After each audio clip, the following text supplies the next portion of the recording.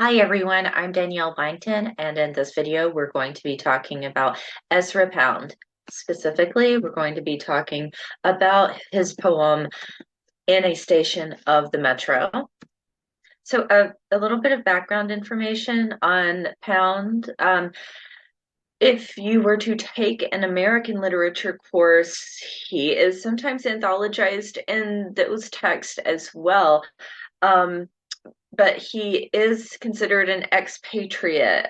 So he moves to the UK. So that's how he ends up here in this English literature anthology. um, his character was considered like kind of crude, unruly. He did not abide by the norms expected of his teaching positions. He was always smoking and drinking and sleeping around, and that was just not considered acceptable because a lot of teaching posts also at this time, you have to remember, would have been like sort of like stationary, staying on a campus of some sort. He's also extremely controversial for his later views because he supported some really not cool people like Hitler and Mussolini. Um, that is kind of tied in with what happens later when he's sentenced to a mental hospital in Washington, D.C. Because well, for treason. And so even though he has this wild background, and it seems like, why would we not just cancel this guy? Well, because he's part of a movement that's really significant. So we want you to know the details. The details are not hidden. It's there if you're using something like the Norton Anthology. Um, but this is a case of sort of separating the art from the artist. In this case, we're separating the philosopher from the movement. So Pound initiates Imagism. And what this is, well, let me put it this way. So often when I have students say that they don't like poetry because they're like, well, why do they have to use all this language, all this weird language and metaphors and such? Why can't they just say what they mean? Well, Imagism is about that, but it's still artsy, it's still poetic, because it's like a flash of an image, the way that the rest of other types of poetry are as well. But Imagism, the main idea is that we aren't adding anything else, any other narrative to it.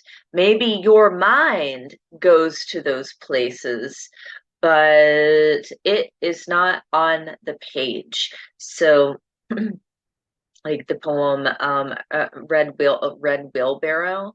That's an Imagist poem. If you look that up, it is only about like what is there in that setting, in that landscape, a red wheelbarrow with like the raindrops on it and the chicken in the setting.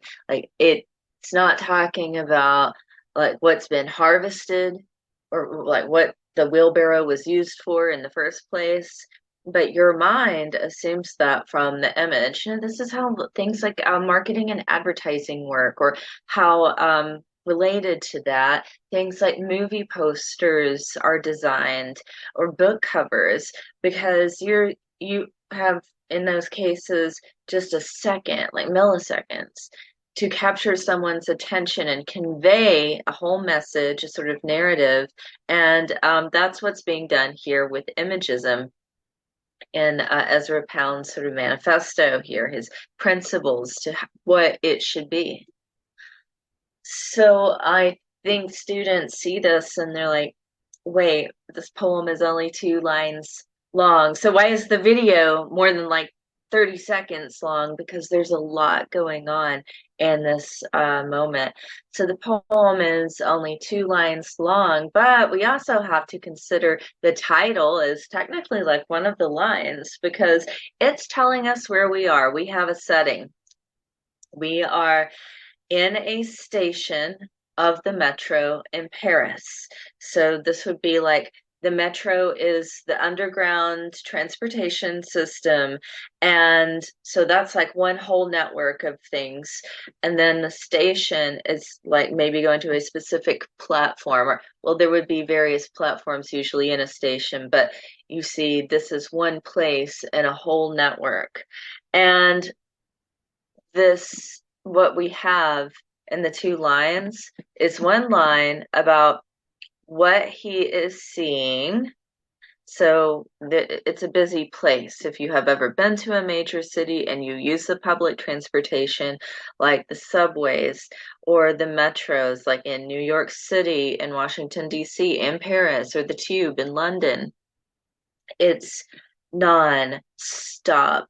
Um, Sometimes if it's rush hour and maybe there are some trains down on one of the lines to there might still be delays, but to help mitigate the delays, still sending as many trains as possible, but because it can't accommodate the heavy number of people, everyone's like crammed on the trains like sardines. And so it's just all faces, and it's a big city, so you don't make eye contact with people. Um, so if we're not making eye contact with the people we are walking by or standing with at the platform or on the even on the train with as we're waiting on it to depart, it's kind of like what you see in your peripheral vision.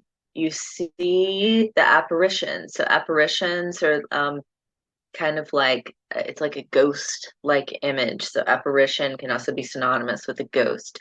So it's there, but it's faintly there. You can't see it in like high definition detail. So we have the actual situation and then an impression of that situation.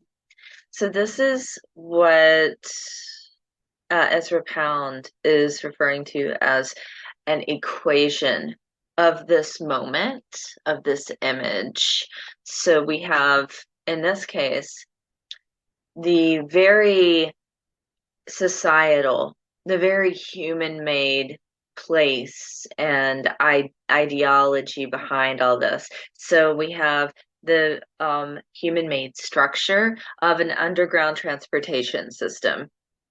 And in that, and then another layer of that situation is that like, well, how the economy functions, capitalism. So you have to have a job because you have bills to pay. So everyone, like, why is rush hour called rush hour? Because so many people go to work in the morning and then they get off from work in the evening. So let's just go with, I know not everyone in those situations works a 9 to 5, but for the matter of referring to the cliche routine, we'll say 9 to 5. So that's another sort of human-made concept that like they have to do this because you have to be able to have money to survive. And then, however, in this next line, petals on a wet black bough. So we went from this very human-made structure to a moment, an image of nature. So this is the equation, really. We have 2 different images equaling one image. We have the thing itself and how like everything I just mentioned, like all the human-made layers involved in that we can infer. And then there's this splash of nature. And so everyone here that's crowded in a station of the metro, all those apparitions of faces, now they are like petals on a wet black bough. So there are a couple of ways that the second line can be interpreted. So we might think of it as it is just quite literally the bough of a tree, like a big tree branch, and it's flowering. But why would it not just say flowers?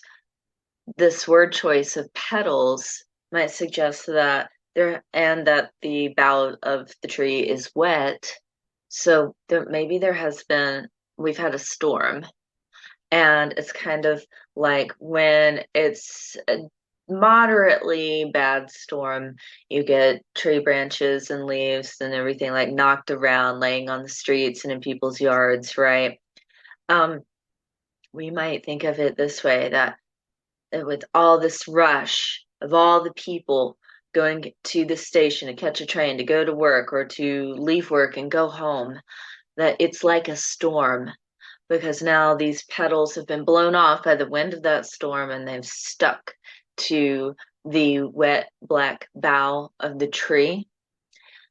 So all of this human nature and the design of society, this moment where everyone has to do that, it's like a storm.